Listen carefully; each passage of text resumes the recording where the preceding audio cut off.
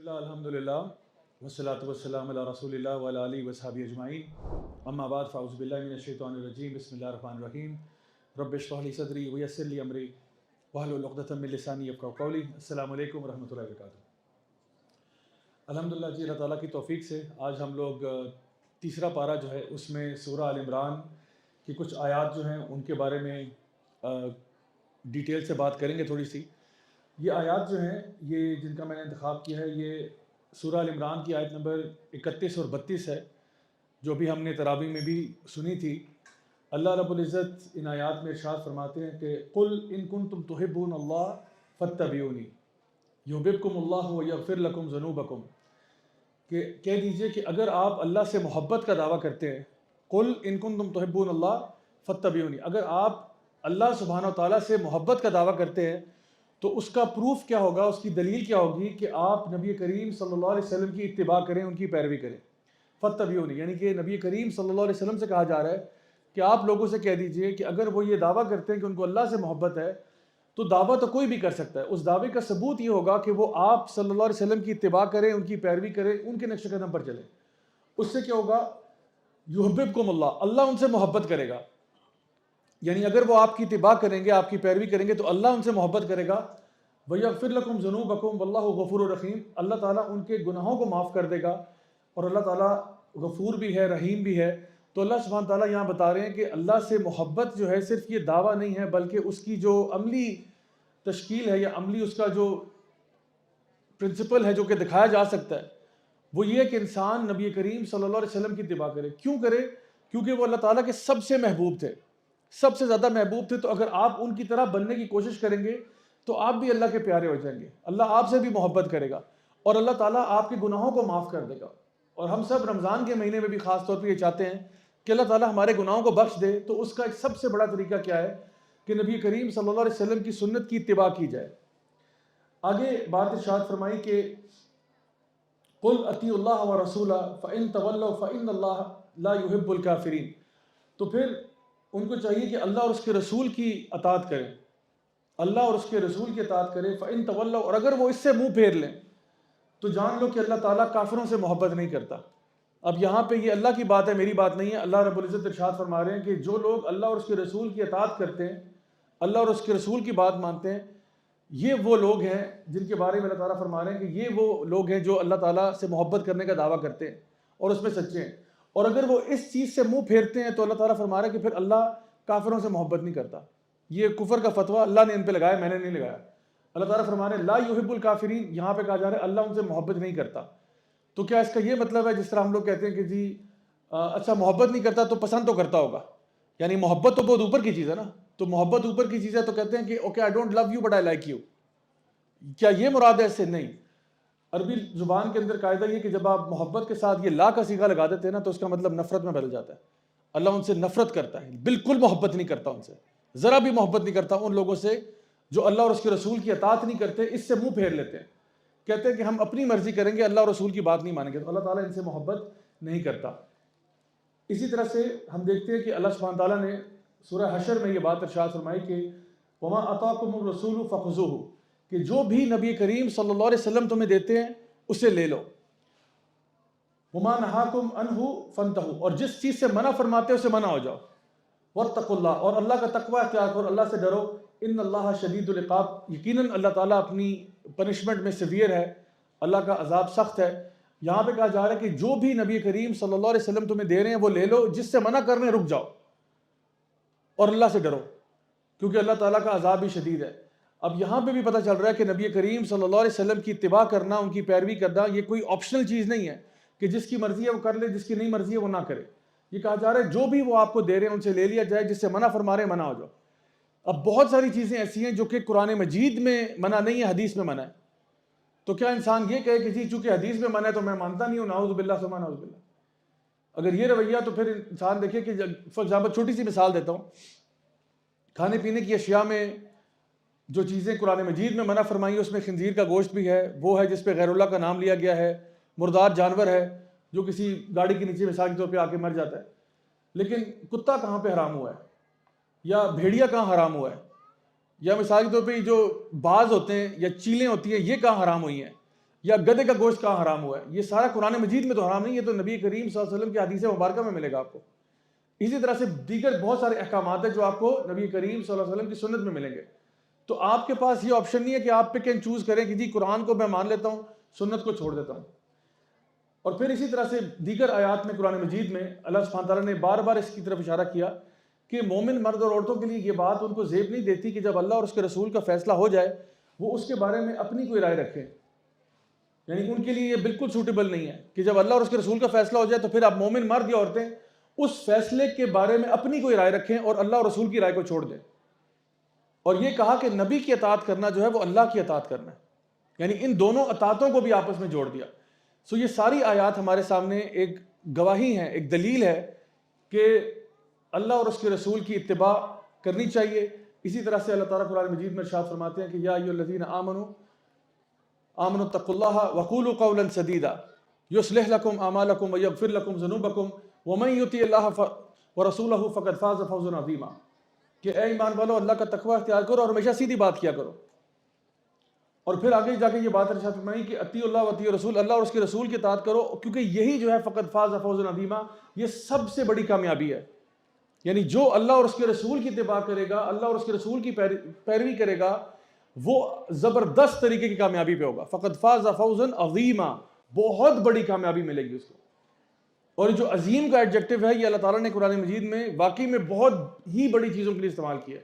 اللہ نے اپنے لیے استعمال کیا عظیم، کہ اللہ عظیم ہے۔ اللہ نے یہ چیز قرآن مجید کے لیے استعمال کی ہے، یہ کتاب بہت عظیم ہے۔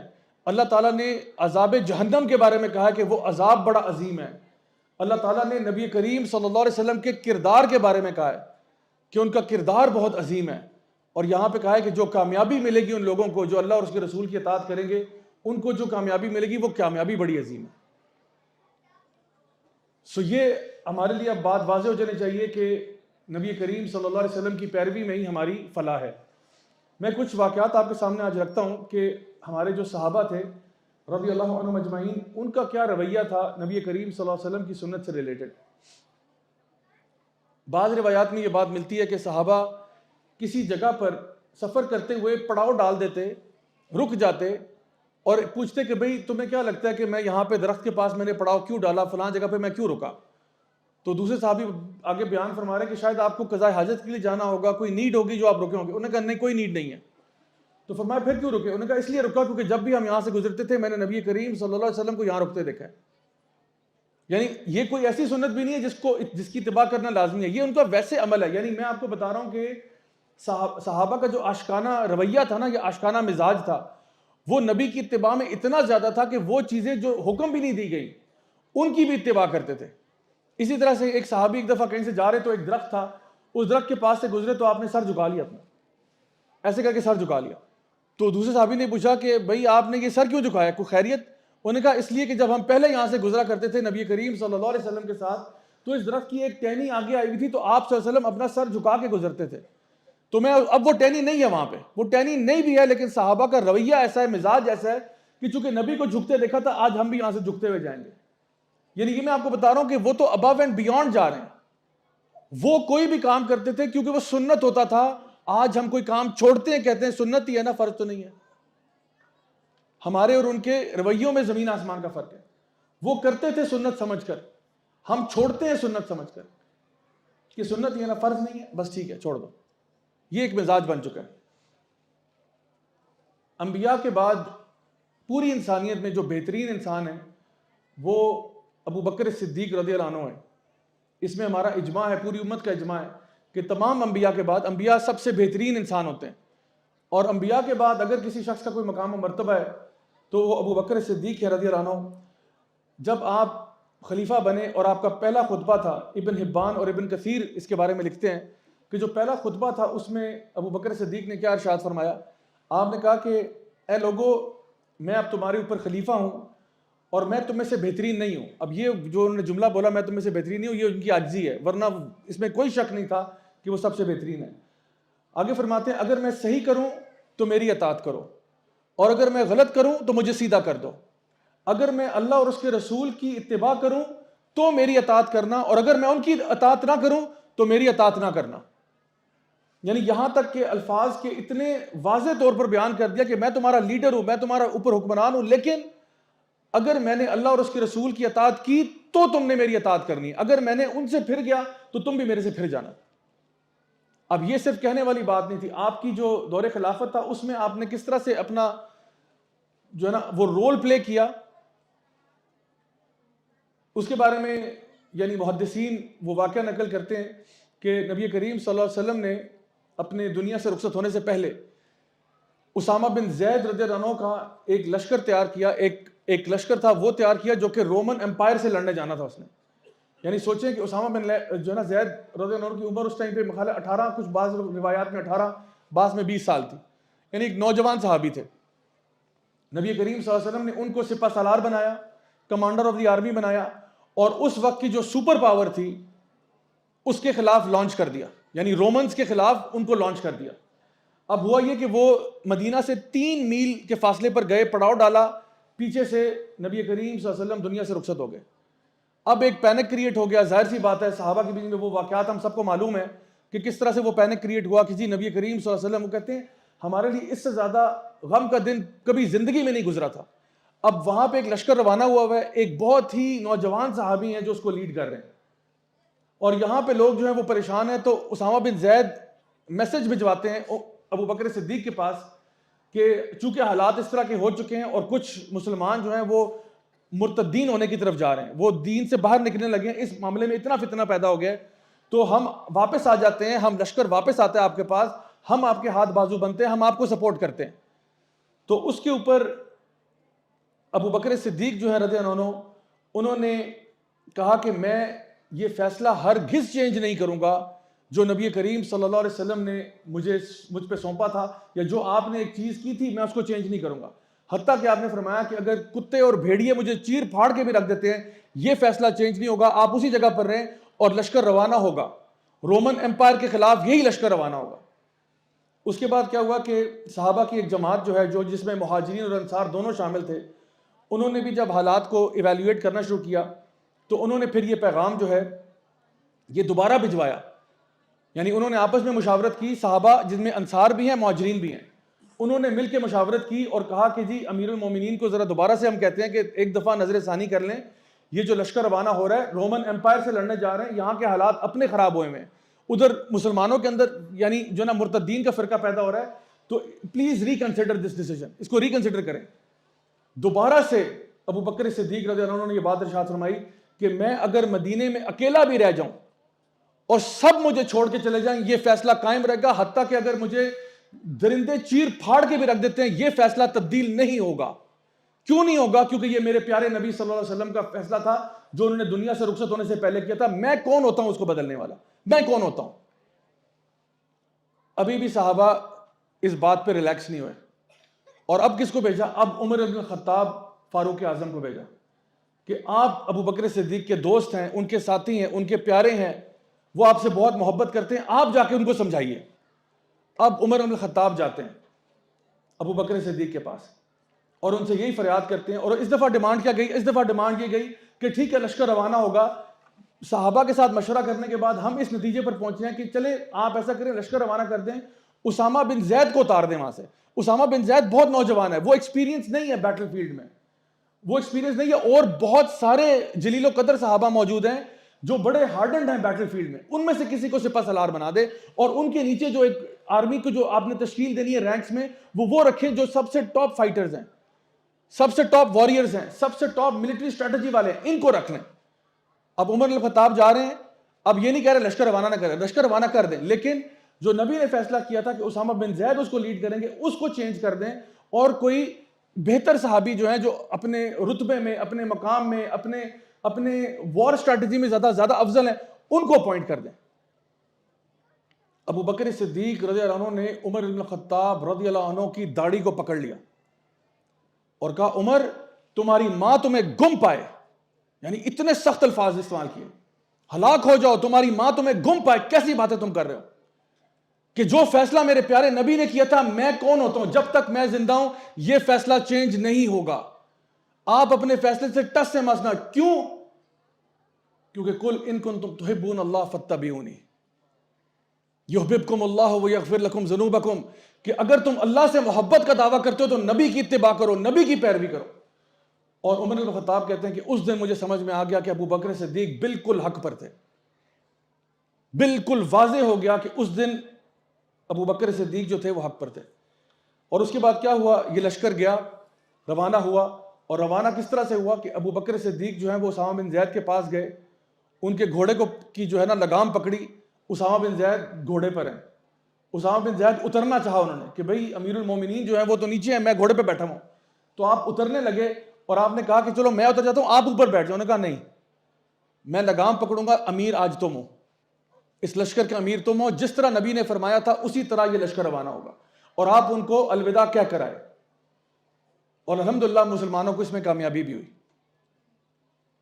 یہ ہے صدیق اکبر جو سنت کی اتباع میں اتنے پکے تھے کہ پورا زمانہ بھی کوئی اور بات کہہ رہا ہے، لیکن آپ نے کہا نہیں، جو نبی کی بات ہے وہ حرف آخر ہے، اس میں کوئی تبدیلی، کوئی ترمیم، کوئی ایڈجسٹمنٹ، کوئی اس کے اندر جو ہے وہ کسی قسم کا بھی ایسا معاملہ نہیں کیا جائے گا کہ جہاں پہ ہم لوگ جو ہے آپس میں جو ہے نا وہ وٹا سٹا کر لیں، کوئی آپس میں نیگوشیٹ کر لیں، کچھ ایسا نہیں ہوگا۔ جو بات انہوں نے کی تھی وہ ایز اٹ از رہے گی۔ اب ایک ایسا واقعہ سنیے جہاں پہ ابو بکر صدیق جو ہے رضی اللہ عنہ، ان کے سامنے ایک ایسا فیصلہ آ گیا جہاں پر آپ ایک ایسی رائے کو اختیار کر چکے تھے جو کہ نبی کریم صلی اللہ علیہ وسلم کی سنت سے مختلف رائے تھی۔ امام ابن ابی شیبہ جو ہیں وہ نیریٹ کرتے ہیں کہ ایک چور تھا جو کہ ان کی عدالت میں پیش کیا گیا، اور اس کا پہلے سے ایک ہاتھ کٹ چکا تھا، بڑا عادی مجرم تھا، ایک ہاتھ اس کا پہلے کٹا ہوا تھا۔ جب وہ سامنے آیا اور اس کا کیس اس پہ ثابت ہو گیا کہ واقعی میں اس نے بہت بڑی چوری کی ہے، تو ابو بکر صدیق نے حکم دیا کہ اس کا پاؤں جو ہے اب کاٹ دیا جائے، یعنی ایک ہاتھ تو کٹا ہی ہوا تھا، تو انہوں نے کہا کہ چلو ایک ہاتھ یہ رکھ لے اپنا، ایک پاؤں کاٹ دیتے ہیں۔ تو اس کے اوپر عمر بن الخطاب جو ہیں رضی اللہ عنہ، انہوں نے اعتراض کیا کہ آپ نے کیسے یہ حکم دیا، جبکہ حکم یہ ہے کہ اگر ایک ہاتھ کٹا ہے تو پھر دوسرا کاٹنا پڑتا ہے، اگر وہ دوبارہ چوری کرتا ہے تو ہاتھ ہی کٹتا ہے، پاؤں کاٹنے کی کوئی حکم نہیں ہے۔ تو اس کے اوپر ابو بکر صدیق نے کیا جواب دیا کہ آپ نے یہ کہا کہ دیکھو تو صحیح تم بات کس سے کر رہے ہو، میں تو نبی کا صاحب ہوں جس کا ذکر قرآن مجید میں ہوا ہے، یا کیا آپ نے یہ کہا کہ میں تو وہ ہوں جس کے بارے میں نبی کریم صلی اللہ علیہ وسلم نے ارشاد فرمایا تھا کہ ابو بکر جنت کے 8 دروازوں میں سے جس مرضی سے چاہے گا داخل ہو جائے گا، اور 8 دروازے ابو بکر کو پکار رہے ہوں گے؟ یا کیا انہوں نے یہ کہا کہ بھئی میں تو وہ ہوں جس کے بارے میں نبی کریم صلی اللہ علیہ وسلم نے ارشاد فرمایا تھا کہ ابو بکر کے میرے پہ اتنے احسان ہیں کہ میں ان کو جھکا نہیں سکتا، اللہ ہی اس کے احسان جھکائے گا؟ یا کیا یہ کہا کہ میں تو وہ ہوں جس کو جیتے جی جنت کی بشارت دنیا میں مل گئی تھی؟ ان میں سے کچھ نہیں کہا آپ نے۔ آپ نے کہا عمر کی بات سچ ہے، میں غلط تھا۔ کیوں؟ کیونکہ یہاں پہ بات نبی کی سنت کی ہو رہی ہے۔ پتہ چلا کہ میں غلطی ہو گئی، انہوں نے کہا بالکل عمر صحیح کہہ رہا ہے۔ یہ نہیں کہا کہ تم بات کس سے کر رہے ہو، میں تمہارا خلیفہ وقت ہوں، میں یہ کچھ بھی نہیں کہا۔ جہاں پہ اللہ رسول کی بات آ گئی، اینڈ آف ڈسکشن۔ یہ ہمارے صحابہ کا رد عمل تھا۔ اسی کے ساتھ ایک اور جگہ پر اب عمر ابن خطاب کی بات کرتے ہیں۔ سنن نبی داؤد کی حدیث ہے، عبداللہ بن عباس رضی اللہ عنہما جو ہے وہ نیریٹ کرتے ہیں کہ ایک دیوانی عورت، ایک پگلی عورت جو ہے وہ اس کے اوپر زنا ثابت ہو گیا، اور وہ ان کی عدالت میں آئی، تو انہوں نے حکم دے دیا کہ جی اس کو سنسار کیا جائے، اور وہ اس کو پکڑ کے لوگ اب لے کے جا رہے ہیں، انہوں نے روانہ کر دی کہ ٹھیک ہے یہ عورت جو ہے اس کو سنسار کیا جائے۔ زنا کا کیس اس پہ بالکل ثابت ہو چکا تھا۔ راستے میں علی بن ابی طالب رضی اللہ عنہ جو ہے وہ آ رہے تھے، انہوں نے پوچھا اس عورت کو کہاں لے جا رہے ہو؟ انہوں نے کہا جی یہ تو سنسار ہوگی، اس پہ تو زنا ثابت ہو گیا۔ تو آپ نے کہا واپس چلو، اور عمر الخطاب کے پاس اس کو واپس لے کے چلو۔ واپس وہاں لے کے گئے تو جا کے پوچھا کہ امیر المومنین کیا آپ نے یہ حدیث نہیں سنی ہوئی جہاں پہ نبی کریم صلی اللہ علیہ وسلم نے یہ بات ارشاد فرمائی تھی کہ 3 لوگ ایسے ہیں جن کے اوپر حد پنشمنٹ نہیں لگ سکتی، 3 قسم کے لوگ ایسے ہیں جس پر حد پنشمنٹ نہیں لگ سکتی۔ ایک وہ مجنون جب تک وہ جنون کی حالت میں رہے اور ٹھیک نہ ہو جائے، ایک وہ شخص جو سویا ہوا ہے جب تک وہ بیدار نہ ہو جائے، اور ایک وہ بچہ جب تک وہ بالغ نہ ہو جائے۔ ان 3 ہستیوں پہ کوئی حد پنشمنٹ نہیں لگ سکتی، کیونکہ انہوں نے لاشعوری طور پہ ایک حرکت کی ہے، ایک ایسے طریقے سے کی ہے جہاں پہ ان کو خود گمان نہیں تھا کہ وہ کیا کر رہے ہیں۔ ایک وہ مجنون شخص، ایک بندہ دیوانہ ہے، پاگل ہے، نہیں سمجھ آ رہی اس پہ کیا حد پنشمنٹ لگانی ہے آپ نے؟ ایک بندہ سویا ہوا ہے، سوئے ہوئے کوئی بھی چیز ہو جائے وہ بھی اپنے ہوش و حواس میں نہیں ہے، اور ایک چھوٹا بچہ بھی بالغ نہیں ہوا، وہ بھی اب اس وقت تک بری ہے۔ تو کہا کہ جب یہ 3 کے اوپر، کیا آپ نے یہ حدیث نہیں سنی؟ عمر بن الخطاب نے فرمایا بالکل سنی ہے۔ پھر عمر بن الخطاب خاموش ہو گئے اور آپ نے آگے سے کوئی ایسا جواب نہیں دیا کہ جی تم جانتے ہو میں کون ہوں؟ میں تو وہ ہوں جس کے بارے میں نبی کریم صلی اللہ علیہ وسلم نے فرمایا تھا کہ جب میں ایک طرف چلتا ہوں شیاطین دوسری طرف بھاگتے ہیں۔ کیا تم جانتے نہیں کہ میں وہ ہوں جس کے بارے میں نبی نے فرمایا تھا اگر میرے بعد کوئی نبی ہوتا تو وہ عمر ہوتا، لیکن لا نبی آبادی، میرے بعد کوئی نبی نہیں ہے۔ یا کیا آپ نے یہ کہا کہ تم جانتے نہیں ہو میں کون ہوں؟ میں تو وہ ہوں جس کے بارے میں نبی کریم صلی اللہ علیہ وسلم نے میرا گھر جنت میں، میرا گھر اپنے خواب میں دیکھا تھا اور کہا تھا میں نے تمہارا وہ سفید محل عمر اپنی خواب میں دیکھا ہے، اور میں رو پڑا تھا کہ یا رسول اللہ آپ اندر کیوں نہیں گئے؟ تو آپ نے فرمایا مجھے حیا آ رہی تھی، میں تمہارے گھر کے اندر نہیں گیا، میں نے خواب میں تمہارا جنت کا گھر دیکھا ہے۔ عمر بن الخطاب نے ایسی کوئی بات نہیں کی۔ آپ نے کہا علی تم صحیح کہتے ہو، علی تم صحیح کہتے ہو، حدیث میں نے سنی ہوئی تھی، واللہ عالم کیا ہوا میں بھول گیا۔ اور پھر آپ نے کہا اللہ اکبر اللہ اکبر اللہ اکبر، آپ نے اللہ اکبر بلند کیا کہ اللہ نے مجھے ایک غلط فیصلہ کرنے سے بچا لیا۔ اللہ کتنا رحمان ہے، اللہ کتنا رحیم ہے، اللہ نے مجھے غلط فیصلہ کرنے سے بچا لیا۔ یہ ان کا رویہ ہوتا تھا جو نبی کی اتباع کرنے والے لوگ ہوتے تھے، کہ اگر ان کو کسی نے کوئی بات بتا بھی دی ہے تو وہ مائنڈ نہیں کرتے تھے، وہ کہتے تھے الحمدللہ اللہ نے مجھے غلط فیصلے سے بچا لیا۔ اور کوئی شخص جو ان کی اصلاح کر رہا ہے وہ اس کا ماتھا چوما کرتے تھے کہ بہت شکریہ آپ نے میری اصلاح فرمائی، مجھے تم نے غلط راستے سے بچا لیا۔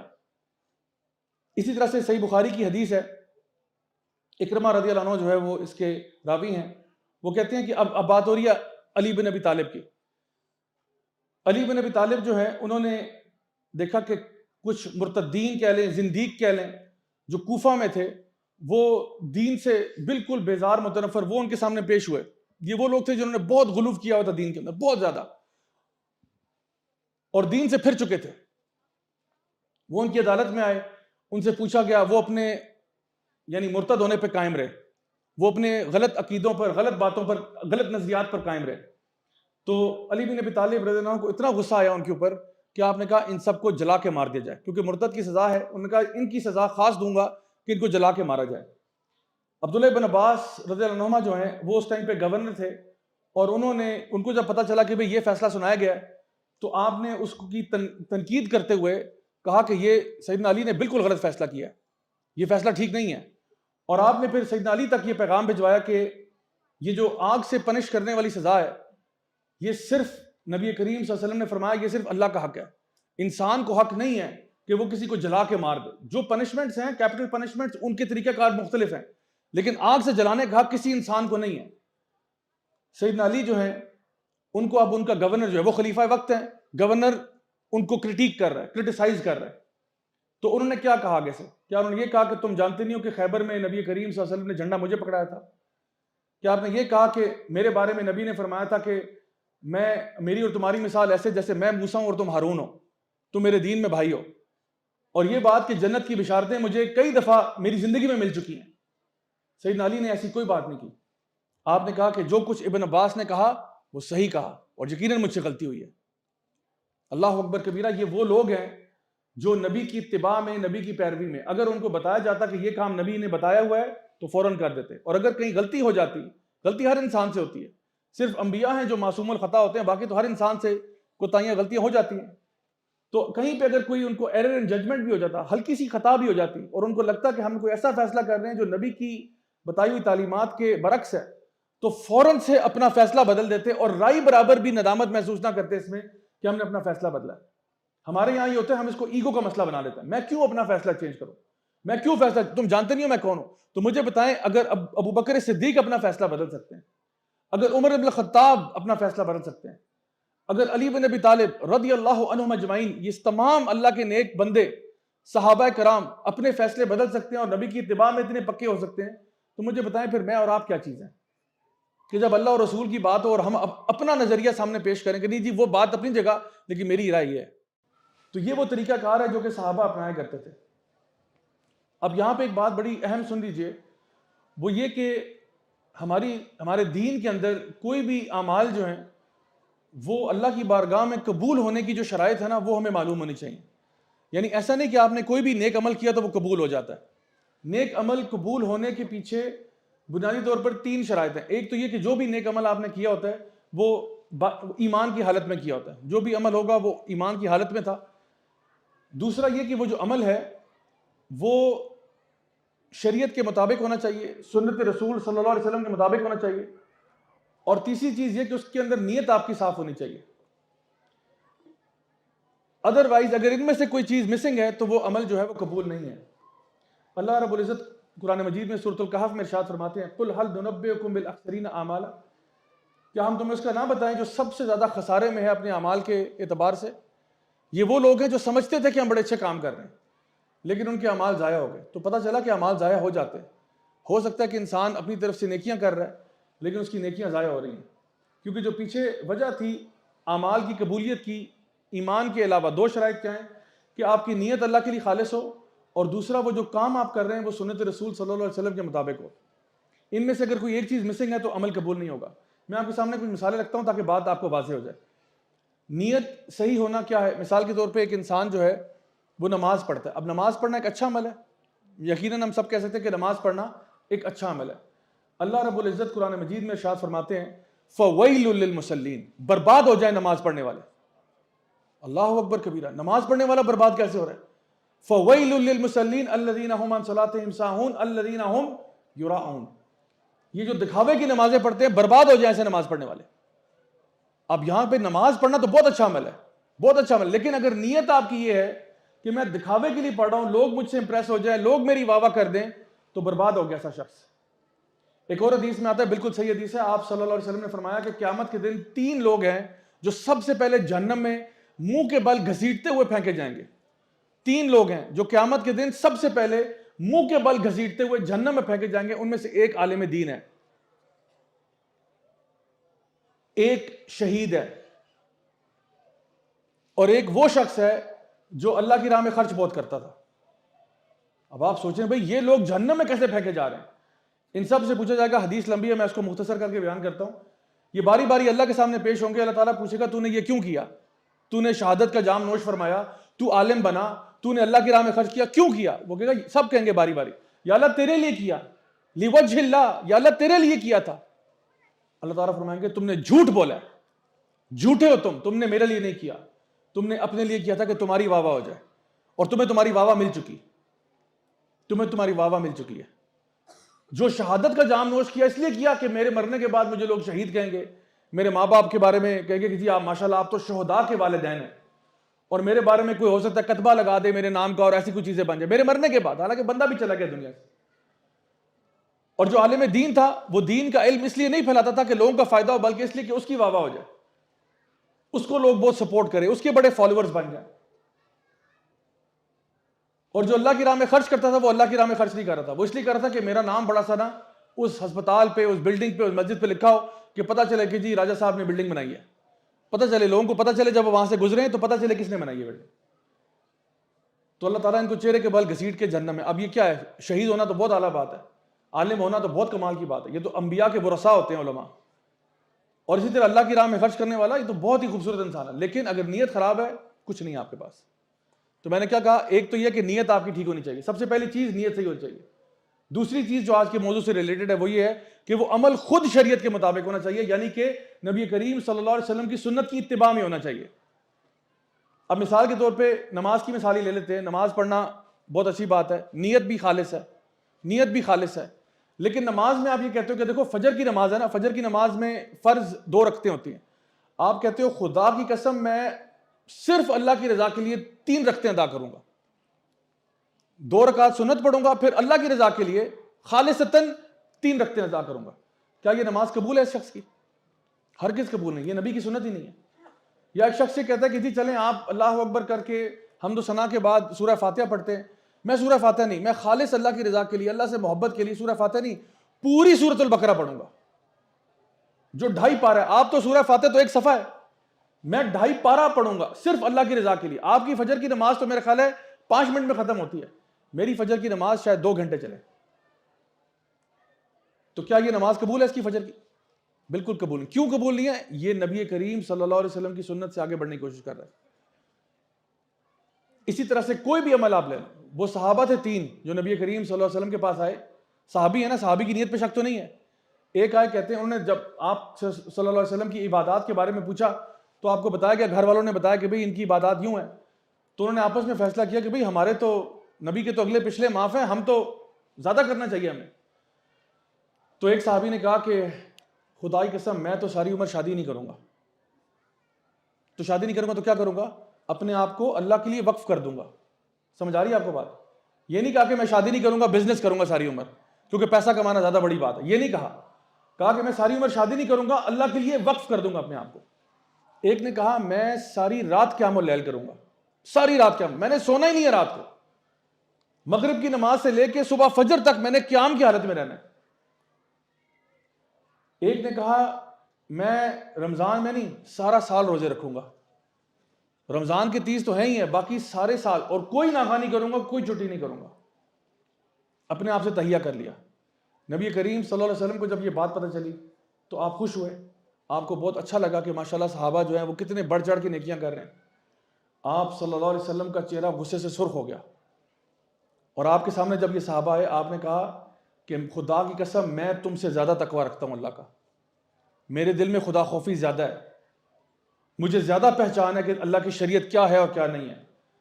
اور آپ نے فرمایا کہ علیکم بسنتی ومن رغب عن سنتی فلیس منی, تمہارے اوپر میری سنت ہے, اور جو میری سنت پر نہیں ہے وہ مجھ میں سے نہیں ہے. آپ نے فرمایا میں نے شادی کر رکھی ہے, تو تم نے کیسے کہہ دیا کہ میں شادی نہیں کرتا؟ میں نے رات کو سوتا بھی ہوں اور قیام بھی کرتا ہوں, دونوں چیزیں کرتا ہوں, تمہارے جسم کا بھی تمہارے حق ہے, اور میں روزے رکھتا بھی اور نہیں بھی رکھتا. جمعرات کا روزہ رکھتا ہوں, پیر کا روزہ رکھتا ہوں, مہینے کے بیچ میں 3 دن روزہ رکھتا ہوں, لیکن اس کے علاوہ نہیں رکھتا. تو تم نے کیسے, میری سنت سے آگے تم کہاں جا رہے ہو؟ تو آپ نے فرمایا علیکم بسنتی ومن رغب عن سنتی فلیس منی. تو my dear brothers and sisters, ہم نے جو چیز کرنی ہے وہ یہ ہے کہ ہم نے سب سے پہلے یہ دیکھنا ہے کہ جو بھی عمل ہم کر رہے ہیں, کیا اس عمل پر نبی کریم صلی اللہ علیہ وسلم کی مہر ہے؟ کیا یہ کوئی ایسا کام ہے جو ہمارے پیارے نبی صلی اللہ علیہ وسلم کیا کرتے تھے؟ اگر تو کیا کرتے تھے سر آنکھوں پر, سر آنکھوں پر, اور اگر نہیں کیا کرتے تھے تو برائے مہربانی اس کو چھوڑ دیں, کیونکہ اس میں کوئی خیر نہیں ہو سکتی. لوگ دین کے اندر بدعتیں کیوں لے کے آتے ہیں؟ کیونکہ ان کو لگتا ہے کہ ہم کچھ ایسی چیز دین میں لا رہے ہیں جس سے شاید زیادہ بہتر کام ہوگا. یقین جانیے خدا کی قسم, جو دین میں خیر کی بات تھی, جو بتانے والی تھی, جس چیز سے ڈرانے والی بات تھی, نبی کریم صلی اللہ علیہ وسلم بتا کر چلے گئے. اب میں اور آپ آج بیٹھ کر نہیں فیصلہ کر سکتے کہ شاید یہ عبادت کروں گا تو یہ اللہ کو محبوب ہو جائے گی. جو محبوب عبادتیں وہ نبی کر کے بتا کر چلے گئے, اسی کے ساتھ اپنے آپ کو پابند رکھیں, اسی کے ساتھ اپنے آپ کو جوڑ کے رکھیں اگر آپ فلاح پانا چاہتے ہیں.